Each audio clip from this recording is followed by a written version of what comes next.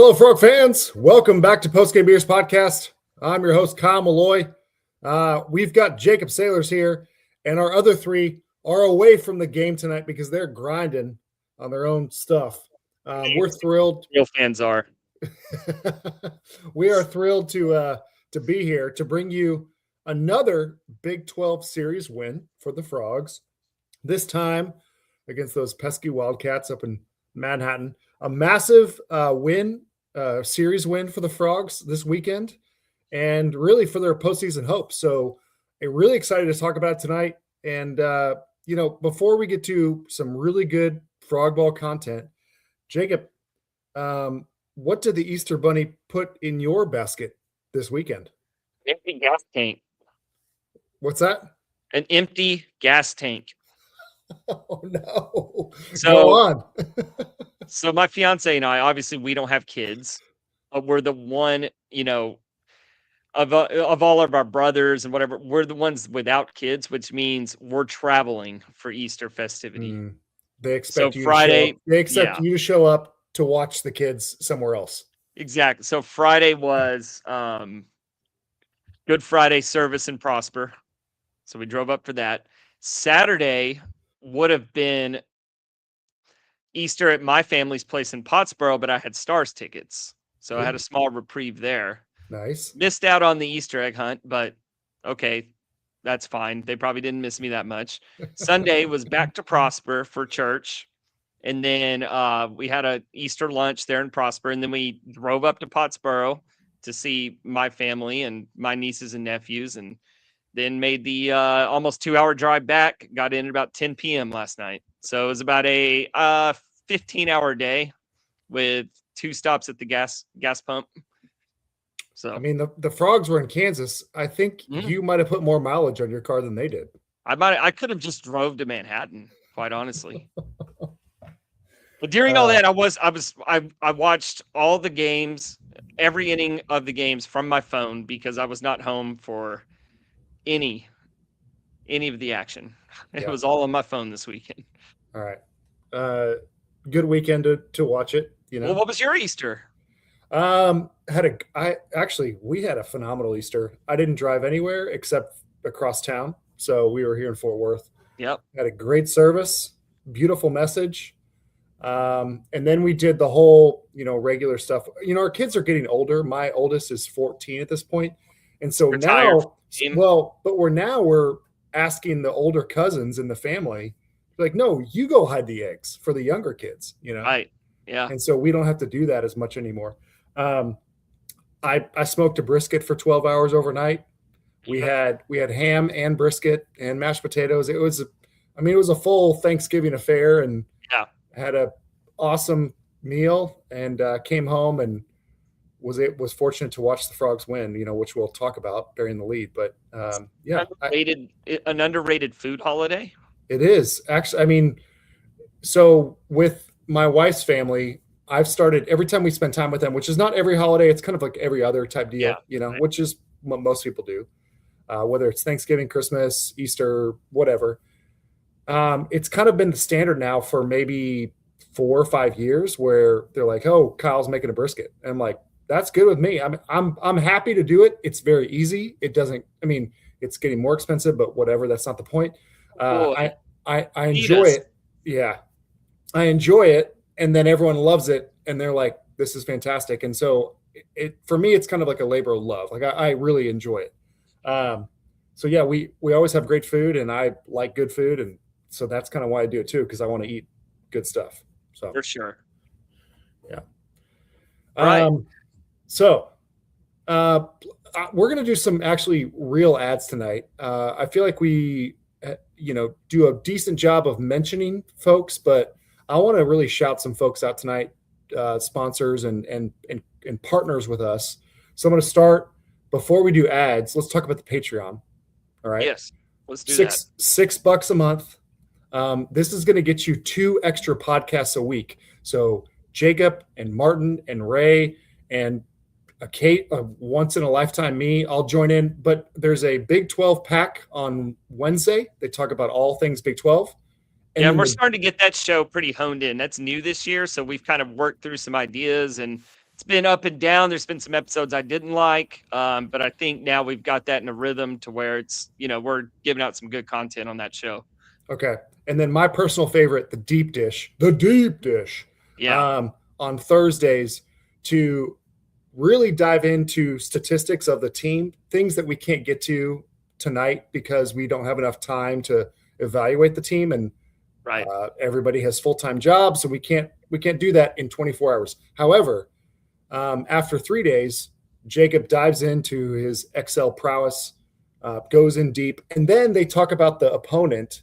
And man, I really look forward to that episode on Thursdays, because even if it's Thursday night or Friday morning, I get ready for the weekend series. And we're getting to the season now where we have enough data on these teams where we can really kind of predict how a series will go. Mm-hmm. So, like, for example, K-State, that Friday night game, we pretty much said that's exactly how that game was going to go. So nothing in that game was surprising to anyone who heard the deep dish. So, there's an audio podcast. There's a YouTube podcast if you want that, if you want the visuals, which is actually better, with some of the stats. And then you guys are occasionally posting some articles, which is great. So if you prefer that's easier to do preseason when we're not potting twice a week or 3 times a week, really, including this one. But I have an idea for one I'm working on, so one posted soon. So anyway, if you're a fan, if you've enjoyed Postgame Beers and you want more Frog Ball content, now that the season's rolling, we're halfway through, the Frogs are doing well. You can get that with 2 more podcasts on Wednesday and Thursday by subscribing to the Patreon. What's the link there, Jacob? Do you have it off the top of your head? Patreon.com/Lupton Drinking Club. There you go. /Lupton Drinking Club. Anybody watching. $6 a month, and we really appreciate those who have already subscribed. Over, I don't want to say, I'm gonna say dozens. There are dozens of us, Dozens. So thank you. All right, we ready to talk some Frog Ball? Yeah, let's do it. Game 1, Frogs lose in walk-off fashion, 13-12. The Cats took Friday night. The lead changed 4 times throughout the game. It was really back and forth. And there were in all 9 innings, 7 of them, there were runs scored. So it was a very interesting game to watch if you like offense, because there was a lot of it. On the offensive side, on a positive note, Kramer went 4 for 6. Noah Franco went 3 for 5. But unfortunately, Brassfield, he only made it through 3 innings because he gave up 8 runs, 4 of them earned. So I know that was probably frustrating for him. Baumler had similar issues, only pitched a few innings and gave up 4 more runs. But all that to say, in the 9th, we're hoping to hold on to this tie, and the Cats, they load the bases, they get a sac fly, game over.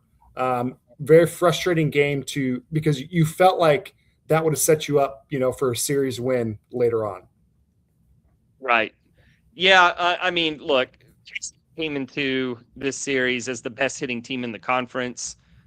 We know the starting pitching for TCU has been up and down. We knew we were going to have to outslug them. This one just came down to, they made a play when it mattered. They got a call when it mattered, and that was pretty much the difference of the game. I thought Tanner Seguspie, he strikes out Nick English for the second out there with the bases loaded in relief of Trevor Baumler. And then I thought he just dotted a fastball in the corner to D. Kennedy on 3-2 that should have gotten us out of that inning. We didn't get the call. That stung.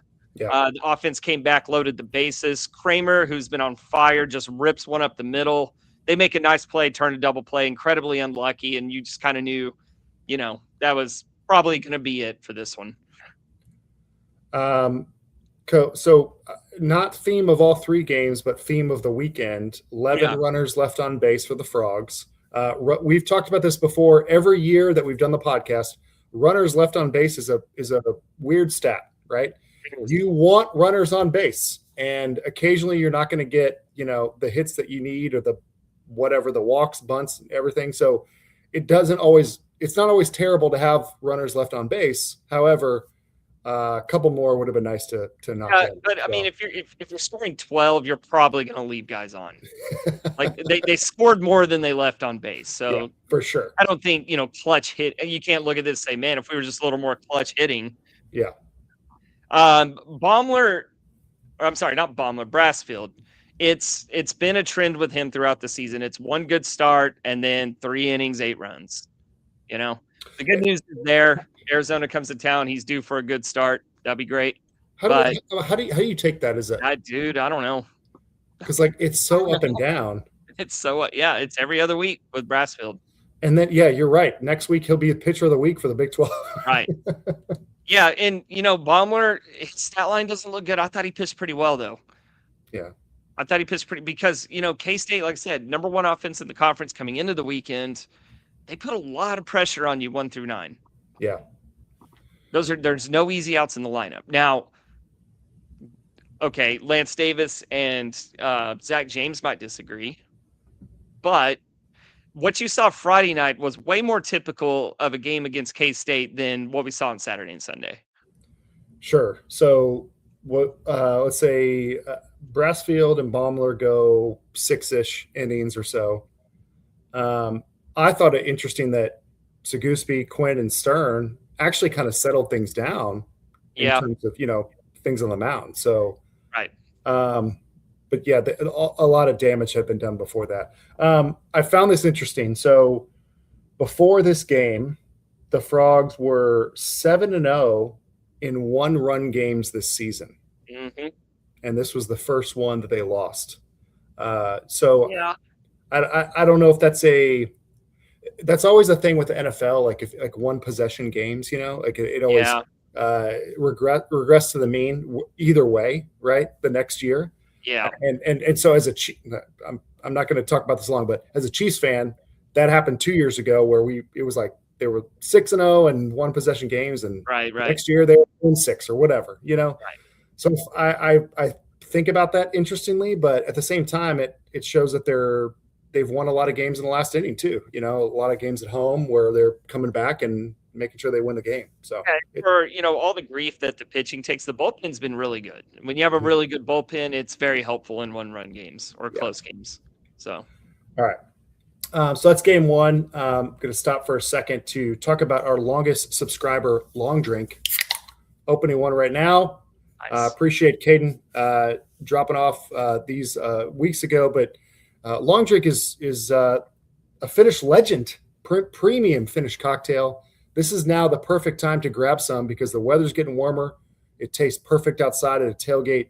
So grab some at Specs or wherever your local liquor store is, and hopefully they're available. But anyway, 99 calories per can for the zeros, and I love these things. So thank you, long drink. All right, moving on to game 2. If I didn't have a soccer match later, I would be having one as well. Well, I mean, you could do both, but hey, that's your choice. Game 2. Frogs give up 3 runs in the first inning. Things look kind of rough to start, and you're like, maybe we're going to lose this early on. And they held Kansas State to 0 runs the rest of the game. 5 hits the whole way.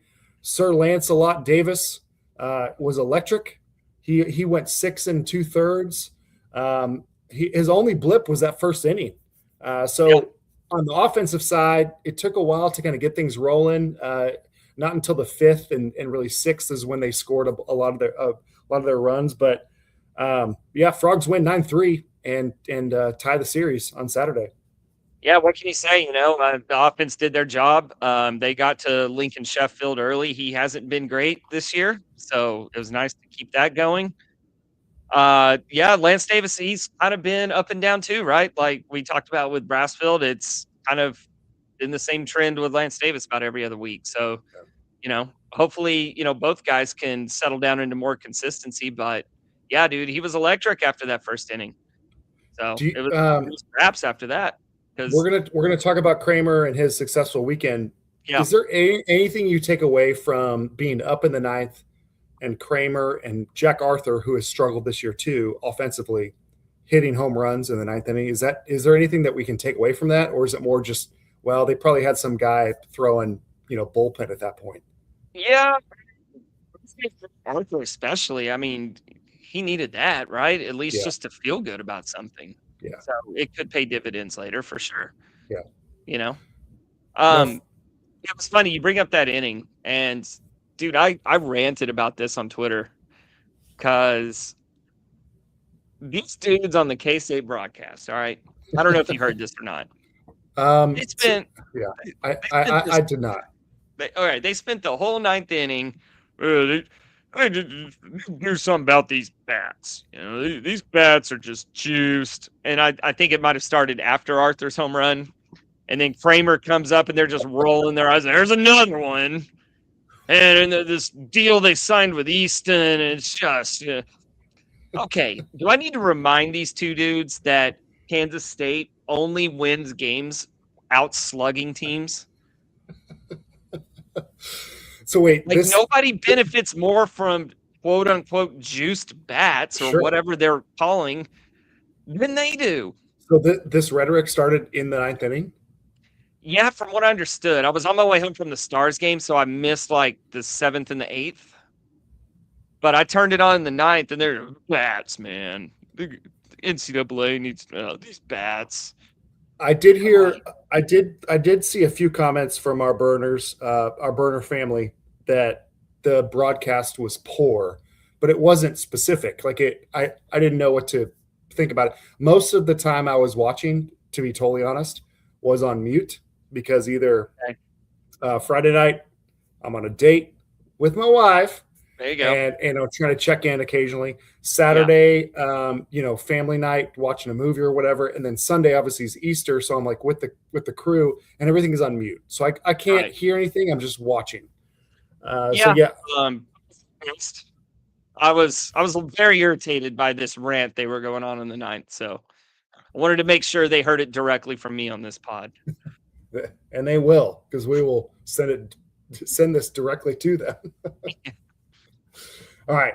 So Frogs are 1-1 for the weekend. Let's talk about game 3. They take the series with a 4-0 shutout. Zach James, dude, scary event the previous weekend. He comes back and goes 8 full innings, only giving up 5 hits and a walk.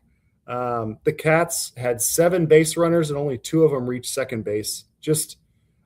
Talk about. I don't want to say he should be in the Friday night role, but man, that's a statistic for like one of your top tier guys. So that was pretty awesome. They get the win. We could talk about Zach James for the rest of the pod because he was that good. But look at what all they accomplished in this win. So they win a series after losing the first game. Okay, that's hard to do. Yep. They won on the road. They don't do that very often. Yep. They won on Sunday when they really needed to win. Yes. They haven't done that very often. They listened to they read your article. They won in cold weather. They don't do that very often. They slayed a lot of demons yesterday. It was almost single-handedly Zach James, but you know what? They still did it. Yeah. Yeah, they played nice defense behind him. They had those back-to-back innings with double plays. Sawyer Strohsnyder struggled at the plate all weekend, which was shocking. But he probably had the defensive play of the series there in the 8th when, K-State had a couple guys on and their dude hits a line drive into right field off the bat. I'm like, oh, man, just holding a 1 run here, hopefully. And then next thing I know, the camera pans over and Strohsnyder's diving, coming up with the ball, and it's like, holy shit. This is really going our way today. That was the only trouble they had Zach had the entire game was the 8th inning. So he had some issues with leadoff guys, right? If you want to get nitpicky, but then, boy, did he lock in after that. I mean, they I'm going to give credit to the K-State broadcast for this stat. They mentioned that the last 9 times or something crazy like this that K-State got the leadoff guy on. Like 7 of those innings started with a pop-up, and then the guy on first never made it past first base. So going back to Saturday when, the Frogs shut him out for the last 8 innings, and then going into Sunday, they were getting a lot of guys on base to lead off innings, and TCU was stranding them there. They did have runners on base. I felt like almost every inning, but then they'd Right. roll a double play or Yep. they'd get a pop up or a whatever, and they'd figure it out. Yep. It was really that eighth that was the most concerning, and then Stroessner comes up with a top 10 SE top 10 play. So pretty awesome. Strange to me that 2 Sundays in a row against very poor pitching teams, the TCU scored 5 runs and 4 runs in those games. That's very odd. Concerning. You said concerning? I wouldn't go that far because 1, they won, and 2, they've had double-digit hits in both games. Well, so adding on to that, Yeah. we talked about 11 runners left on base on Friday. Right. There were 14 on Sunday. This is one where you can pick on runners left on base. 3 different times, bases loaded, and total in those 3 innings, they got 1 run. Yeah. So I hate that. And again, it's what I was trying to talk to a friend of mine who was really ranting about this and be like, this is garbage. Like, but at the same time, they're still putting pressure on the opposing pitching, right? Yeah, dude. Like, I've said this every year multiple times when people complain about runners left on base. I said the easiest solution is stop getting guys on base.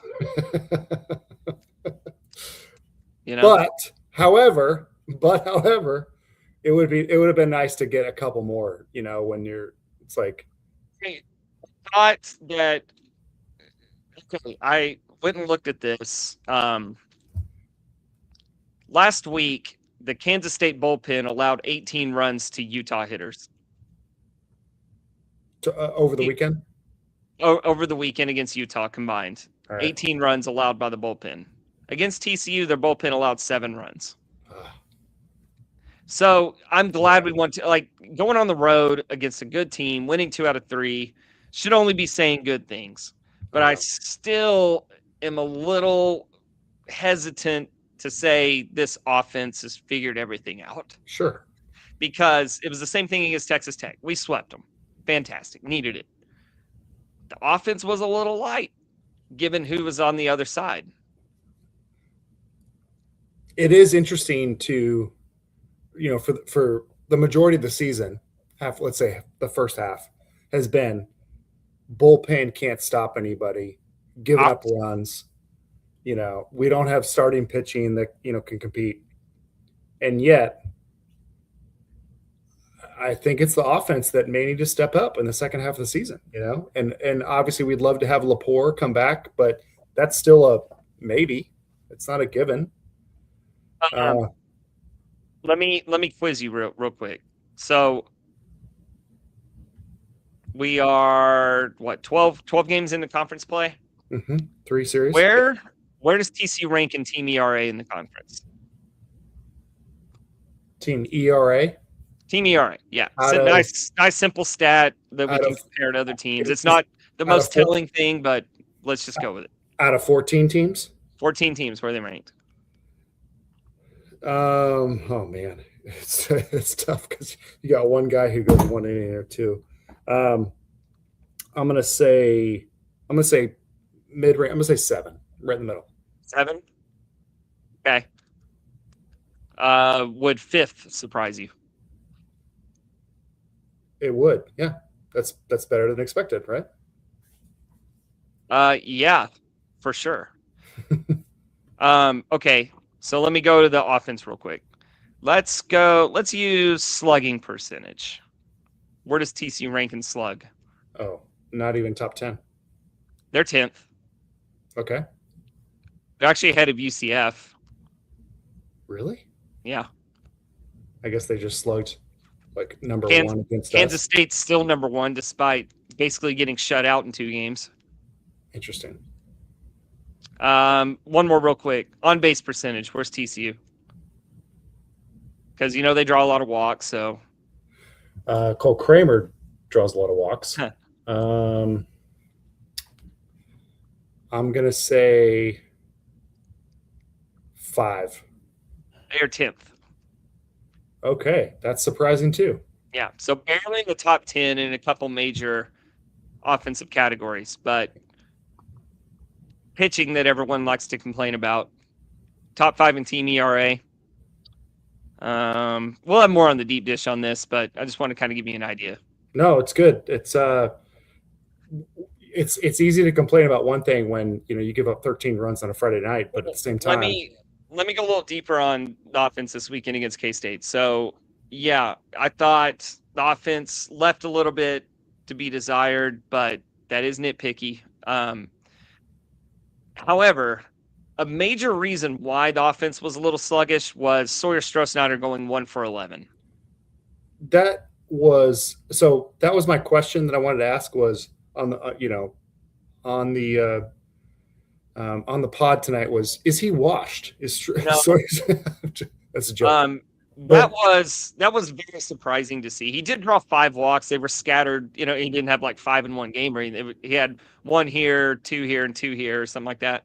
But man, 1 for 11. Like if he's just 3 or 4 for 11, maybe we win Friday. Maybe we have a comfortable score on Sunday. And I guess that actually gave me hope when I saw his stat line of thinking that's my point here. Like the rest of the team actually, because before it's been the complete opposite. We're like, we need Sawyer to be Superman because otherwise we're screwed. Exactly right. So that is the positive to the offensive struggles this weekend. You wanted to talk Cole Kramer. Was it 9 for 16? Is that his final stat? I honestly don't know, but I put together some other numbers here. So I think I have a 9 for 16 on the weekend. Okay. So he was batting 333, or he's batting 333 overall. In conference, 345, which I find very surprising. Let's break that down. So our first series against Arizona State, he grounded out 5 times, struck out twice, had 1 single, 1 walk, 2 strikeouts, a flyout, and he grounded into a double play. So really 6 groundouts. 6 groundouts to 1 hit, 2 strikeouts, 1 walk.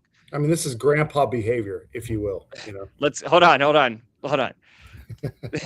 UCF grounded out 5 times, had 2 singles, 1 strikeout, 2 walks, a pop up, and a hit by pitch. So really like 3 walks. Okay. But 5 groundouts. Okay, and this is from your leadoff hitter. All right. Going into Tech, they move him to the 2. They move him. And it's like, dude, okay, like he can't get the ball off the ground, He's not getting on base. He's not getting hits. And we're moving him to the 2 hole. So we had questions about that, right? Sure. Okay, Texas Tech. 4 singles, 2 home runs, a double, a flyout, 3 strikeouts, 2 walks, but only 2 groundouts. Okay, before I lose everybody, I'll go through K-State real quick, all right? 5 singles, 3 doubles, a home run, 3 strikeouts, a flyout. He had that double play that was more of like it was smoked up the middle, right? Right. And only 2 groundouts.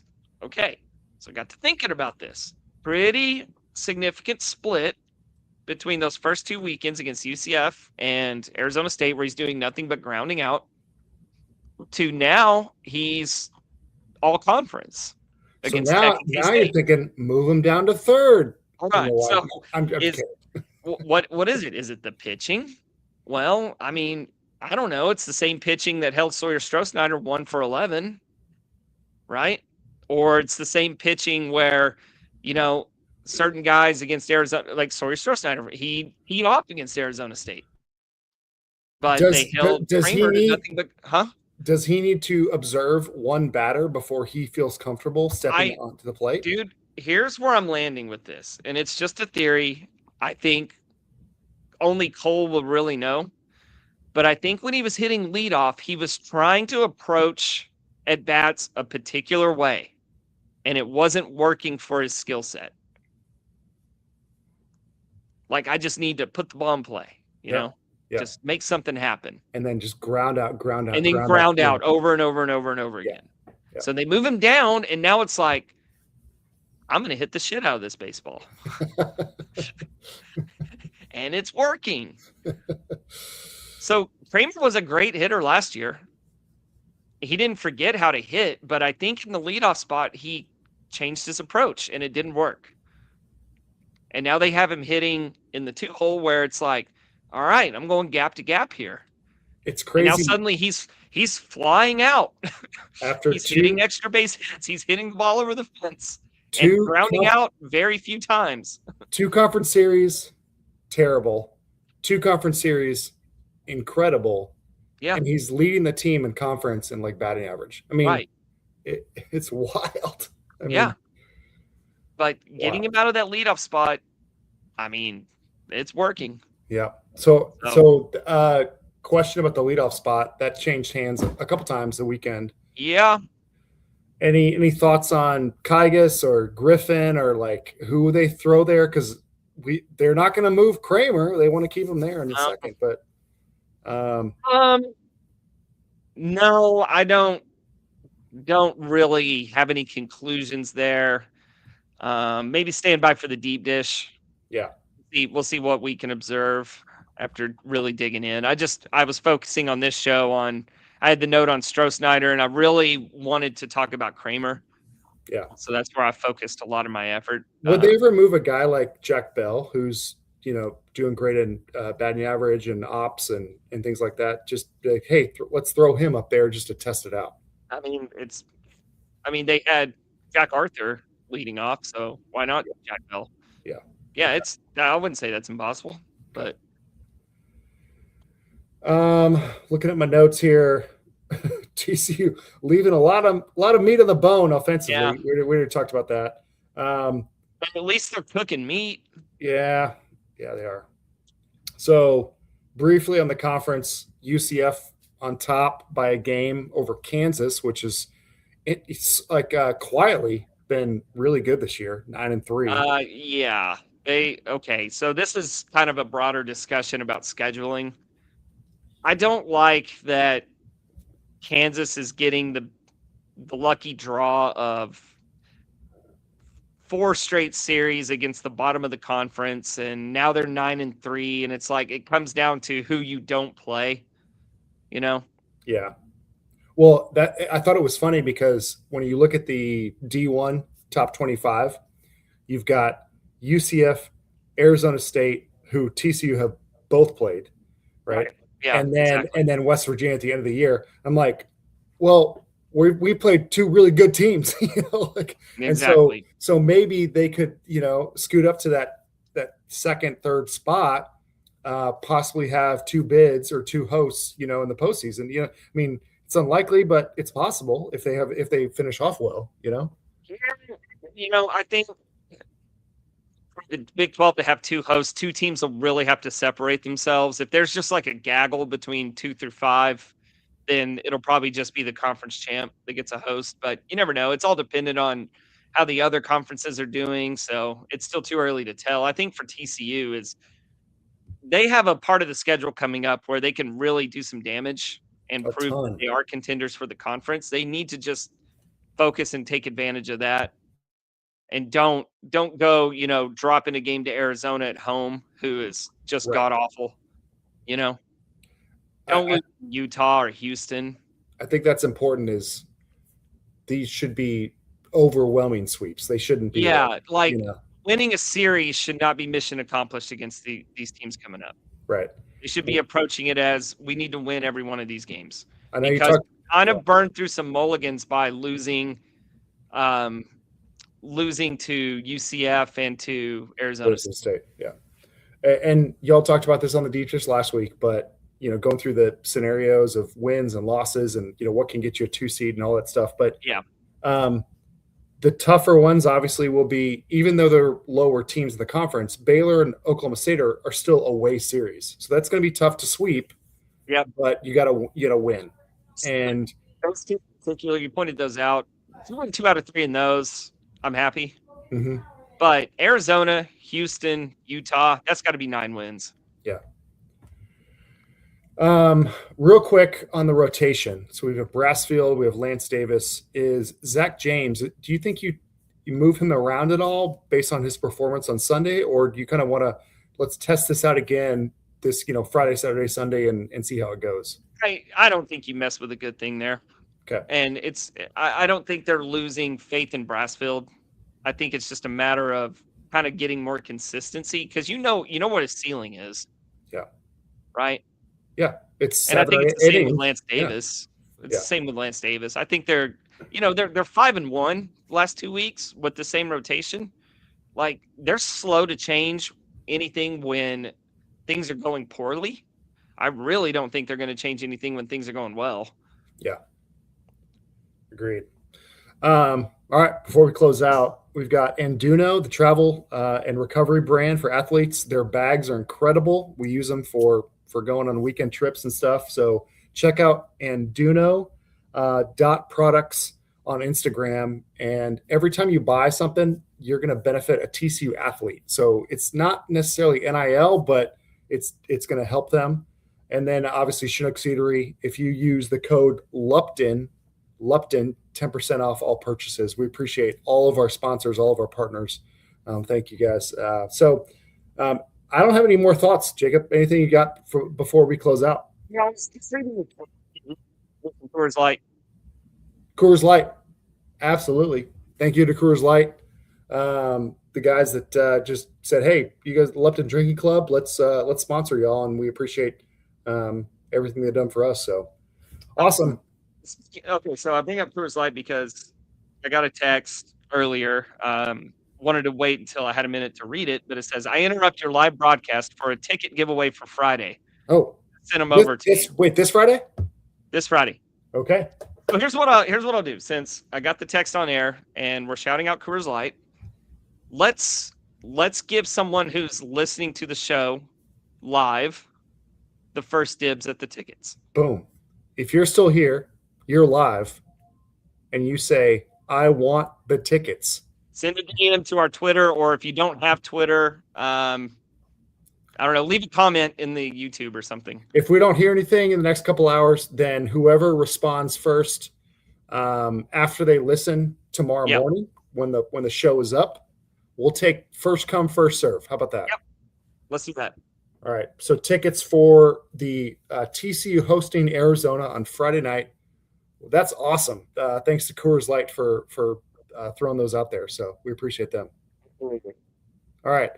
Hey, it's always more fun to talk about a win than a loss. And so hopefully you guys enjoyed the recap. And again, subscribe to the Patreon. You get 2 more episodes, Wednesday and Thursday, $6 a month, cheaper than a cup of coffee at Starbucks. So, good there. All right. Love you guys. Appreciate you being here. As always, go Frogs.